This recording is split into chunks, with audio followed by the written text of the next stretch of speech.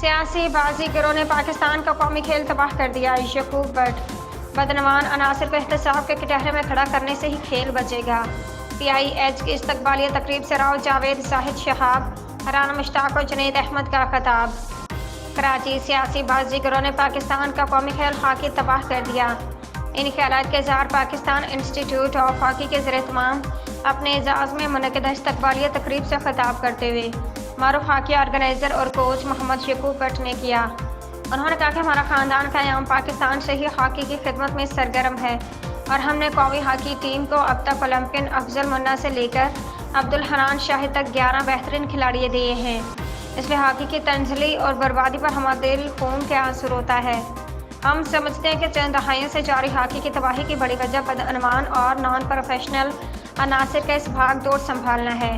دنیا جدت کی نئی منزلیں سر کر رہی ہے اور ہم اب تک اپنا پیٹ بھرنے کے راستے تلاش کر رہے ہیں۔ ہمیں مفادات کو پس پشت ڈال کر ملک و قوم کی عزت و وقار کا سوچنا چاہیے۔